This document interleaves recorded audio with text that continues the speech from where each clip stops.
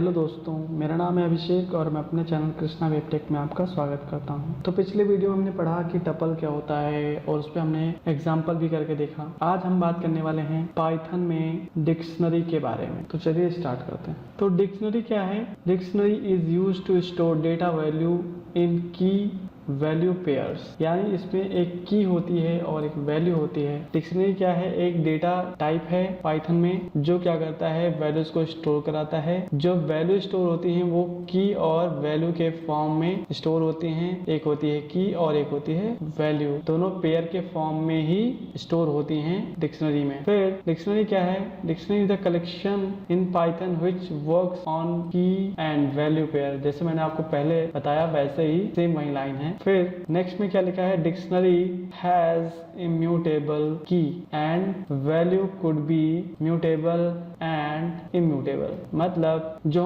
Dictionary होती है उसकी जो की होती है वो क्या होती है? इम्यूटेबल, मतलब वो चेंज नहीं हो सकती, रन टाइम में वो चेंज नहीं हो सकती। हमारी वैल्यू होती है वो चेंज भी हो सकती है और चेंज नहीं भी हो सकती है। मतलब ये म्यूटेबल भी हो सकती है और इम्यूटेबल भी हो सकती है। Both which depends upon what you are storing. ये डिपेंड करेगा कि आप किस टाइप की वैल्यूज के अंदर स्टोर करा रहे हैं, उस पर डिपेंड करेगा, तभी ये म्यूटेबल होगा या फिर इम्यूटेबल होगा डिक्शनरी में स्टोर की गई वैल्यू। तो अब हम बात करते हैं हम डिक्शनरी क्रिएट कैसे करेंगे। आइए देखते हैं ये प्रोग्राम। तो ये यहाँ पे लिखा हुआ है D1 नाम का हमने एक डिक्शनरी ले लिया, यानी वेरिएबल ले लिया, और यहाँ पे जो 1 है ये हमारी की है और उसके बाद कोलन के जस्ट बाद हम उसकी वैल्यू बदल लिखेंगे। तो ये हमारी की हो गई, ये वैल्यू हो गई। यहाँ 2 क्या है? की है, वैल्यू है, 4 की है, एप्पल। फिर से हमने रिपीट करा दिया तो कोई दिक्कत नहीं। ये एप्पल क्या है? वैल्यू है। यहाँ पे जो ए लिखा है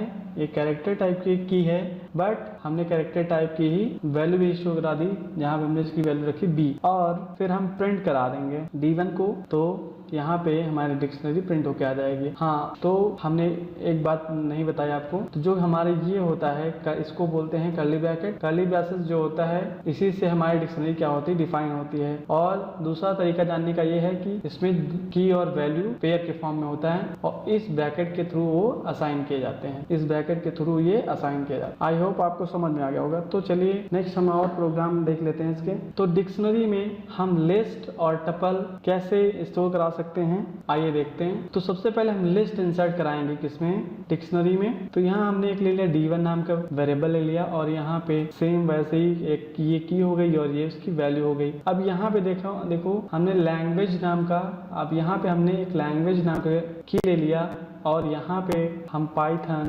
जावा एंड सी लैंग्वेज, ये हमारे इसके अंदर स्टोर की गई वैल्यूज हैं। लैंग्वेज के अंदर स्टोर की गई ये लैंग्वेज की के लिए ये सारी हमारी वैल्यूज हो जाएंगी। तो ये जो वैल्यूज हैं वो लिस्ट के फॉर्मेट में यहाँ पे स्टोर कराई गई हैं। तो ये लिस्ट का ब्रैकेट क्या होता है? स्क्वायर ब्रैकेट के में जो भी चीजें लिखी जाती हैं वो क्या होती हैं? लिस्ट होती हैं। और उसके बाद हम क्या करा देंगे? डिक्शनरी को प्रिंट करा देंगे। तो उसका टाइप पता करना है तो टाइप फंक्शन के अंदर हम लिख देंगे D1 और प्रिंट करा देंगे तो वो डिक्शनरी टाइप का क्लास प्रिंट करा देगा। सेकेंड है टपल। टपल को डिक्शनरी में कैसे डालेंगे, स्टोर कराएंगे? सेम वैसे ही कर देंगे, बट बस यहाँ पे हम क्या करा देंगे? लैंग्वेज नाम का की ले लिया और यहाँ हम राउंड ब्रैकेट के अंदर डाल देंगे इस वैल्यूज को। बाकी सेम जैसा हमने लिस्ट में कराया वैसा हमने टपल में भी करा दिया। तो ये हमारा हो गया डिक्शनरी के प्रोग्राम जिसमें हमने लिस्ट और टपल दोनों को डिक्शनरी के अंदर स्टोर करा के देख लिया। तो अब हम प्रोग्राम को VS कोड पे करते हैं और वहां पे तो अब हम प्रोग्राम को VS कोड पे रन करके देखेंगे, प्रोग्राम को बनाएंगे और उसके बाद रन करेंगे,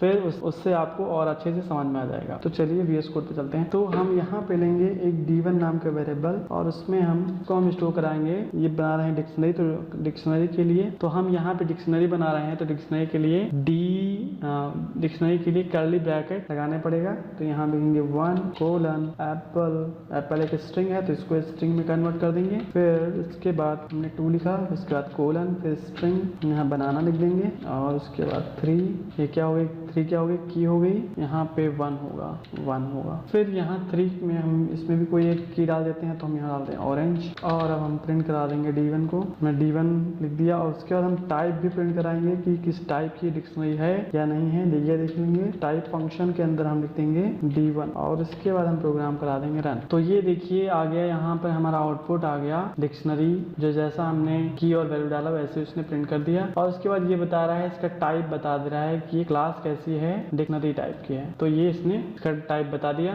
अब इसके बाद अब हम क्या करेंगे, इसी प्रोग्राम में अब हम थोड़ा और बढ़ा लेते हैं। इसी प्रोग्राम में अब हम यहाँ पे लिख देंगे एक अगली की ले लेते हैं, हम लैंग्वेज नाम की की ले रहे हैं, लैंग्वेज नाम की ले रहे हैं। लैंग्वेज जो है वो एक स्ट्रिंग है, इसको हम क्या कर देंगे, एक स्ट्रिंग में कन्वर्ट कर देंगे, पर बट ये की ही रहेगी। तो अब यहाँ पे हम एक लिस्ट के अंदर वैल्यूज डालेंगे। पाइथन क्या है, लैंग्वेज है, फिर जावा भी क्या है, एक लैंग्वेज है, एंड सी या आप PHP लिख सकते हैं, PHP ये भी क्या है, एक लैंग्वेज है। अब इसके अंदर देखिए हम लिस्ट प्रिंट करा देंगे, प्रोग्राम रन करते हैं। ये देखिए इसके अंदर लिस्ट भी आके प्रिंट हो गई।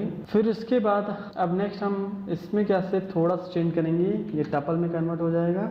यहाँ पे हम सिर्फ लगाएंगे राउंड ब्रैकेट और ये यहाँ पे कन्वर्ट हो जाएगा टपल में। अब हम प्रोग्राम रन कर देंगे, ये देखिए आउटपुट आ गया, टपल में भी आ गया और लिस्ट में भी आ गया। आई होप आपको समझ में आ गया होगा। अगर समझ में आया है तो लाइक कीजिए, कमेंट कीजिए और चैनल पे नए हैं तो सब्सक्राइब कीजिए। मिलते हैं नेक्स्ट वीडियो में, तब तक के लिए बाय एंड थैंक यू।